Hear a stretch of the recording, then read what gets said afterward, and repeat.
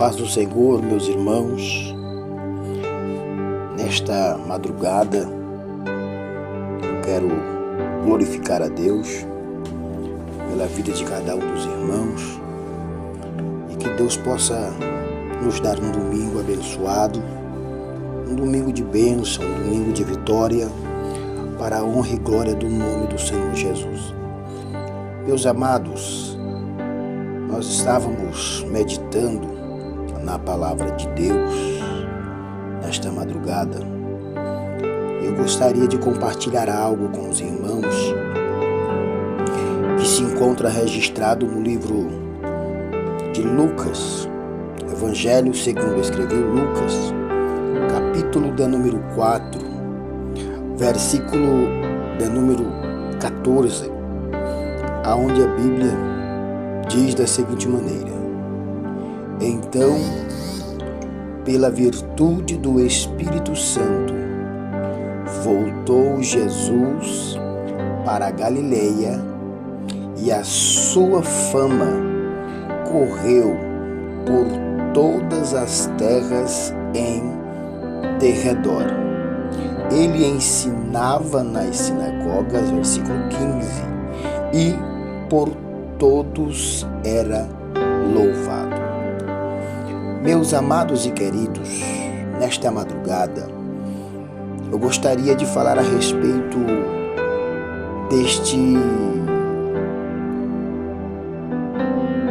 podemos dizer assim, deste poder. Por que poder, irmão Gilmar? Porque a Bíblia diz que, então, pela virtude do Espírito Santo. A palavra virtude, ela deriva de virtuoso. A palavra virtude, ela deriva de poder. A palavra poder, ela deriva de dínamo, que vem de dinamite, de grande força, grande explosão. Mas o que me chama a atenção é, a Bíblia diz que Jesus, pela virtude do Espírito Santo, pelo poder do Espírito Santo, nós podemos entender e compreender que o próprio Jesus, para iniciar o seu ministério, ele teve o auxílio, ele teve a ajuda, ele teve a cooperação do Espírito Santo. Mas quem é o Espírito Santo? O que é o Espírito Santo? A Bíblia vai nos dizer que o Espírito Santo, ele é a terceira pessoa da Trindade. A Bíblia vai nos falar que o Espírito Santo, ele estava no princípio da criação. Quando a Bíblia diz, façamos o homem a nossa imagem e a nossa semelhança, a Bíblia está se referindo no plural. E a Bíblia diz que no princípio Deus criou os céus e a terra. Mas a Bíblia diz que a terra era sem forma e vazia, e o Espírito de Deus pairava sobre as águas. Então o Espírito Santo estava presente na criação. O Espírito Santo, ele estava presente na dispensação do Pai, ou dispensação veto-testamentária. Como assim, irmão Gilmar? A dispensação do Velho Testamento. Porém, o Espírito descia e não permanecia na terra. O Espírito descia, operava aquilo que fora necessário e retornava de volta. A Bíblia diz que o Senhor Deus, através do seu Espírito, capacitou a Bezaleel para que ele viesse a trabalhar no ouro, na prata, no bronze, na madeira, nas pedras preciosas. Então o Espírito capacitava a Bezaleel Nós vamos encontrar algumas passagens bíblicas dizendo: então o Espírito Santo se apoderou de Saul, o Espírito Santo se apoderou de Sansão, o Espírito Santo se apoderou de Davi.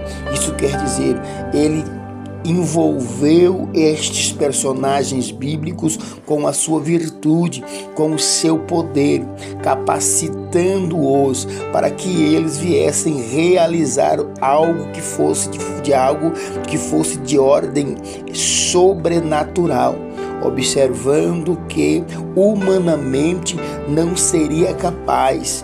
Exemplos como Sansão arrancando os portões de Gaza, da cidade filisteia, que pesava quase 3.000 quilos, arrancando esses portões e jogando, levando-os até o monte.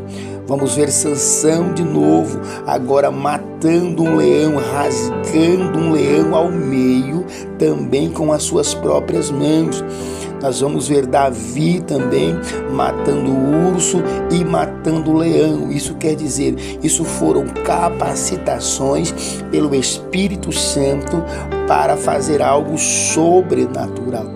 Mas a Bíblia diz que chegando agora o período da graça, o período ou a dispensação da graça, que é a dispensação em que o nosso Senhor Jesus Cristo, ele inaugura, ele inicia essa dispensação.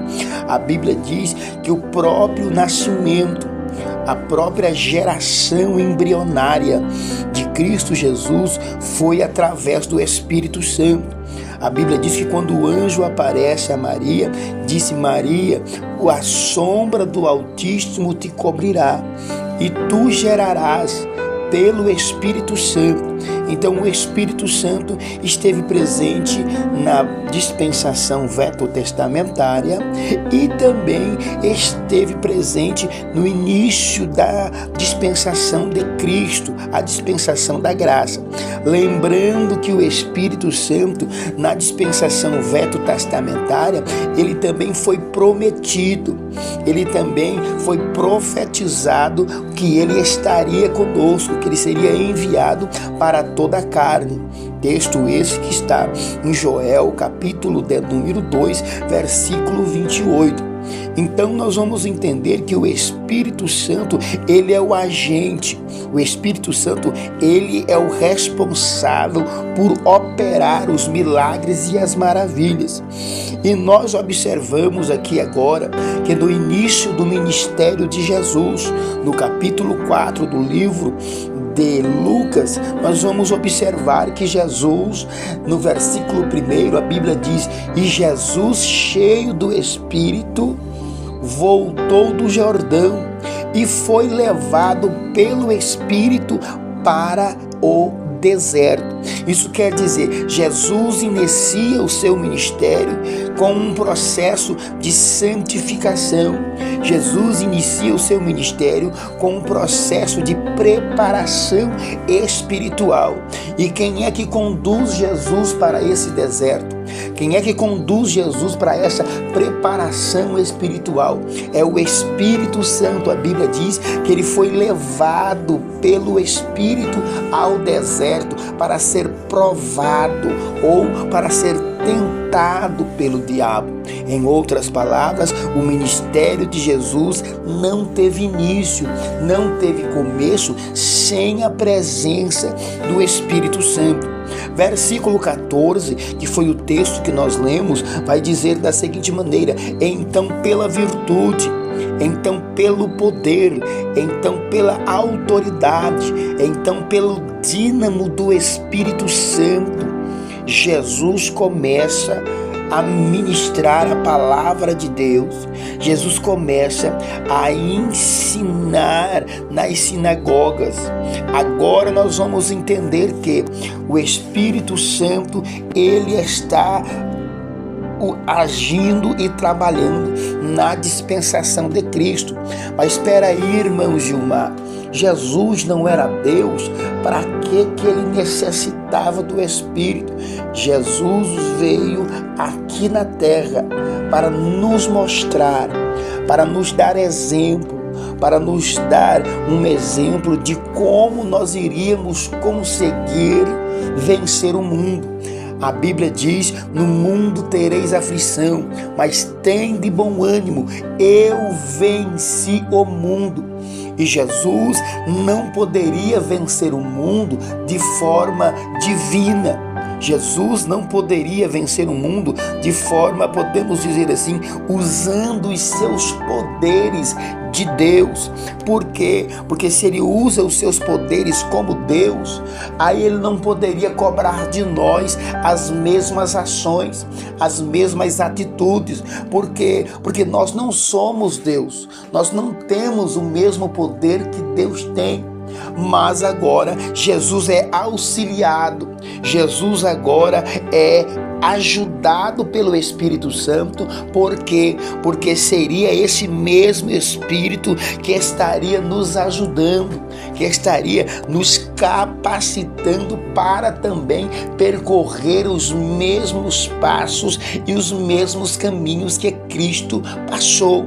O apóstolo Paulo dizendo assim: sedes meus imitadores, como eu fui de Cristo. Isaías diz: este é o caminho, andai por ele e vivereis. Então nós vamos observar que a maioria dos milagres, ou por que não dizer todos os milagres que foram realizados por Cristo, tiveram a cooperação, tiveram a ação, tiveram a manifestação do poder do Espírito Santo na vida de Cristo. Nós vamos observar que quando Jesus é batizado, no capítulo 3 do livro de Lucas, a Bíblia vai dizer que, tendo ele sido batizado, o céu se abriu e o Espírito Santo desceu sobre ele em forma de pomba. A partir deste momento, Jesus recebe um revestimento, Jesus recebe agora uma capacitação espiritual para que ele viesse realizar todas estas tarefas, todos estes milagres. Como assim, irmão Gilmar? Leiamos a Bíblia, o que ela diz no livro de Lucas, capítulo de número 4, versículo 18. A Bíblia diz que Jesus, quando ele sai agora da prova ou da provação no deserto, a Bíblia vai dizer que Jesus começa o seu ministério pelo poder, pela virtude, pela autoridade, pelo dínamo do Espírito Santo. E a Bíblia diz que ele começa a ensinar nas sinagogas, e uma dessas sinagogas, a Bíblia diz, verso 16: e chegando a Nazaré, onde fora criado, entrou num dia de sábado, segundo o seu costume, na sinagoga, e levantou-se para ler, e foi-lhe dado o livro do profeta Isaías, onde, quando abriu o livro, achou o lugar em que estava escrito, preste atenção: o Espírito do Senhor está sobre mim, pois que me ungiu para evangelizar os pobres, enviou-me para curar os quebrantados de coração, para pregar a liberdade aos cativos, conceder a restauração da vista aos cegos, pôr em liberdade os oprimidos e anunciar ao ano aceitável do Senhor. Então você vê que o texto está dizendo: o Espírito do Senhor está sobre mim, porque me ungiu, porque me capacitou, porque está sobre a minha vida. Então nós entendemos que o Espírito Santo, ele era o agente sobrenatural no ministério de Cristo. Nós vamos observar também que a Bíblia vai nos falar da seguinte maneira: que quando Jesus agora ele está sendo crucificado, ele está agora cumprindo o seu ministério, ele está agora cumprindo a sua chamada. Mas antes dele ser crucificado, se nós retornarmos no capítulo 14 ao capítulo 17 do livro de João, nós vamos observar que na última ceia que fora registrada por João, no capítulo 13, aonde Jesus reúne os seus discípulos em um cenáculo, aonde Jesus agora se envolve em uma toalha e ele agora pega uma bacia e começa a lavar os pés dos seus discípulos, e assim começa a trazer um sermão esse que começa no capítulo 13 e se conclui no capítulo 17. Jesus agora começa a dar as suas últimas instruções para os seus discípulos. Jesus agora começa a mostrar para os seus discípulos que estava chegando o momento do seu ministério findar, do seu ministério terminar. E Jesus começa o sermão no capítulo 14, versículo 1, dizendo assim: não se turbe o vosso coração, credes em Deus, mas credes também em mim. Na casa de meu pai há muitas moradas, se não fosse assim eu não vou-lo teria dito, vou vos preparar lugar. Se eu for e vos preparar lugar, virei outra vez e vos levarei, para que onde eu estiver, estejais vós também. Então Jesus está consolando os discípulos, porque a sua partida estava próxima, a sua ida estava chegando, e os discípulos agora teriam que se acostumar, os discípulos agora teriam que entender que a partir daquele momento a presença de Cristo não estaria mais com ele. Mas quando nós chegamos no versículo 16 do capítulo de número 14, nós vamos dizer assim: e eu roguei ao Pai, e ele vos dará outro Consolador, para que fiquem convosco para sempre. Então a palavra Consolador, ela vai nos dizer aquele que está ao lado de outrem, aquele que veio para ajudar, aquele que veio para guiar. Então Jesus disse: eu vou, vocês não vão ter mais a minha pessoa para estar ao vosso lado guiando, mas o Pai eu vou rogar ao Pai e ele vos mandará outro Consolador. Verso 17: o Espírito de verdade, que o mundo não pode receber, porque não o vê e nem o conhece, mas vós conheceis, porque habita convosco e estará em vós. E diz assim, verso 18: não vos deixarei órfão, não vos deixarei órfão, voltarei para vós. Quer dizer, eu vou mandar alguém para vos acompanhar, eu vou mandar alguém para estar responsável sobre vocês, vou mandar alguém para ser o vosso professor, vou mandar alguém para ser o vosso auxiliador. Então nós entendemos que Jesus, ele se preocupa com quem estaria nos acompanhando, com quem estaria nos ajudando.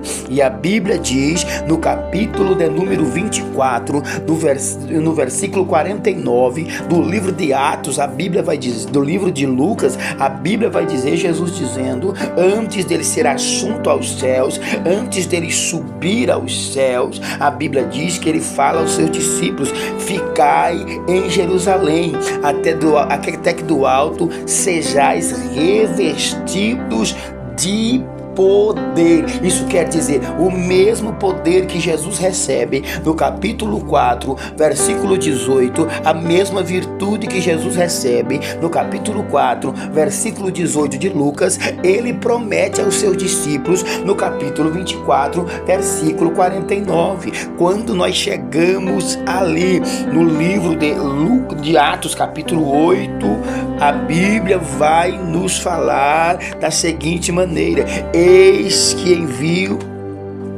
Vamos ler o texto onde a Bíblia diz, capítulo 1, versículo de número 8, no livro de Lucas, no livro de Atos, melhor dizendo, a Bíblia vai dizer da seguinte maneira: mas recebereis a virtude, isso quer dizer, recebereis o poder do Espírito Santo, que há de vir sobre vós, e ser-me-eis testemunhas, tanto em Jerusalém, como em toda a Judéia, Samaria e até os confins da terra.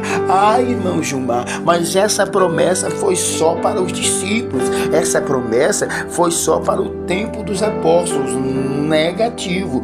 Atos dos Apóstolos, capítulo 2, versículo 38 e 39. A Bíblia diz assim: e disse-lhe Pedro: arrependei-vos, cada um de vós, e seja batizado em nome de Jesus Cristo, para perdão dos pecados, e recebereis o dom do Espírito Santo, porque a promessa vos diz respeito a vós, a vossos filhos e a todos os que estão longe, tanto quanto Deus nosso Senhor chamar. Então a promessa do Espírito Santo, a promessa do revestimento do Espírito Santo é para todo aquele que aceitar a Jesus, é para todo aquele que aceitar a Cristo como único e suficiente Salvador. Mas nós temos que entender que o Espírito Santo, ele é derramado na vida do crente em duas partes. Como assim, irmão, em duas partes?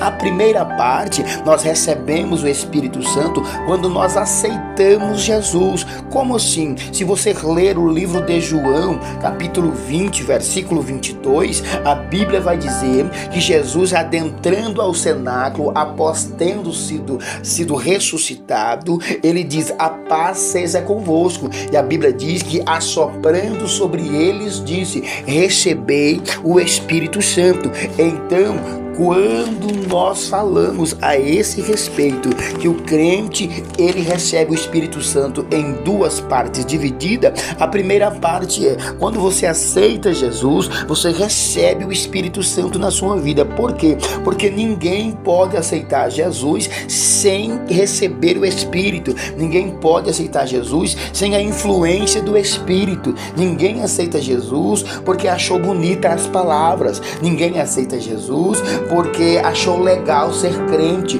Ninguém aceita Jesus porque achou uma nova forma de vida. Não, nós aceitamos a Jesus porque a Bíblia diz que o Espírito Santo nos convencerá do pecado, da justiça e do juízo. Então, a primeira parte do Espírito Santo, o primeiro cumprimento da promessa do Espírito é quando nós nos convertemos. É o Espírito que vai nos dar condições de entender a necessidade que temos de ir para a presença de Deus. É o Espírito que vai nos convencer de que nós precisamos retornar para a presença do Pai, para a presença de Deus. É Ele que vai colocar temor, é Ele que vai colocar quebrantamento, é Ele que vai colocar então as formas de nós estarmos servindo a Deus. Porém, nós temos que entender, o Espírito Santo, ele é a terceira pessoa da Trindade.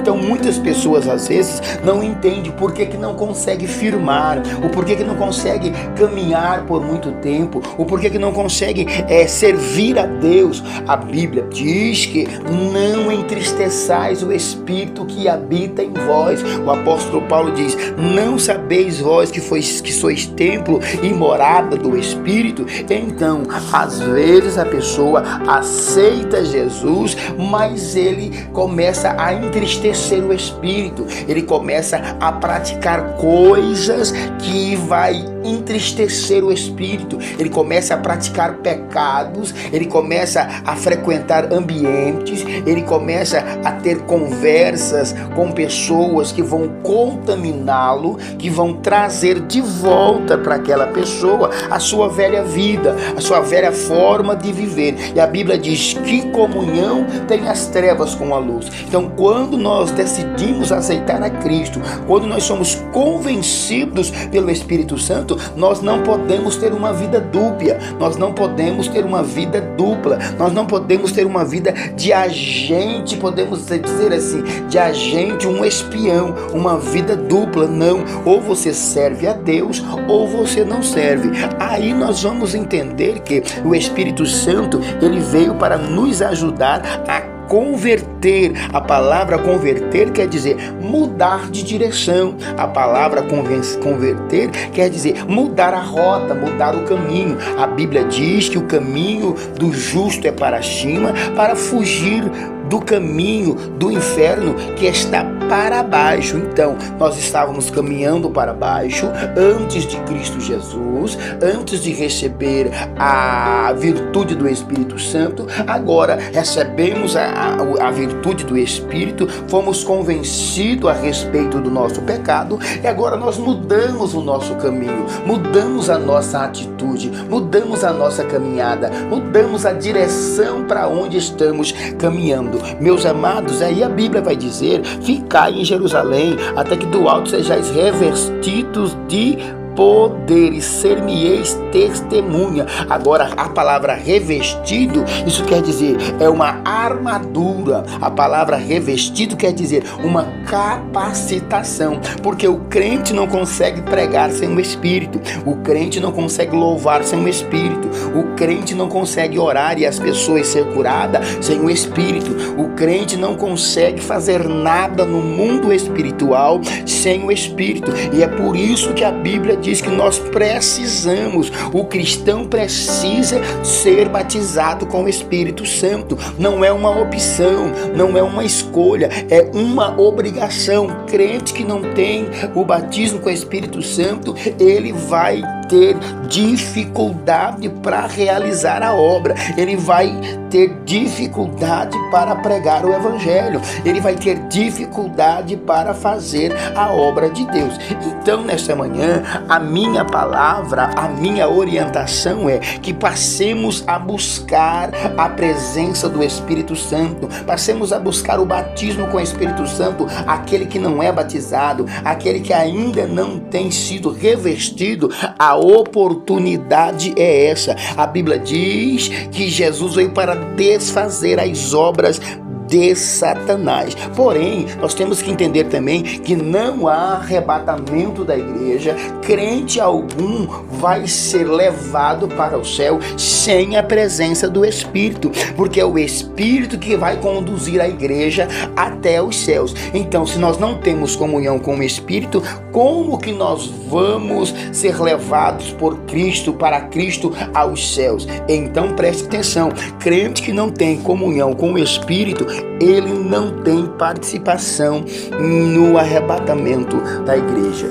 Meus amados, essa é uma pequena parcela do que nós vamos estar aí recebendo nesta manhã. Que Deus abençoe a todos e que alguma dúvida a mais, nos procure aí no grupo, que nós vamos estar trazendo aí uma explicação para a glória e honra do nome de Jesus. Que Deus abençoe, fique com essa palavra, busque a presença de Deus, busque o batismo com o Espírito Santo, busque a comunhão com o Espírito Santo. Se tem feito alguma coisa para entristecê-lo, se tem feito alguma coisa, quem sabe, para distanciá-lo, que você possa pedir perdão para o Espírito. E essa é uma das prerrogativas muito sérias na presença. A Bíblia diz que aquele que pecar contra o Pai, há perdão; aquele que pecar contra o Filho, há perdão; mas o que blasfemar contra o Espírito não tem perdão. Então, o único pecado que não tem perdão na Bíblia é a blasfêmia contra o Espírito Santo. Mas por que, presbítero Gilmar? Porque se você pecar contra o Pai, o Filho intercede.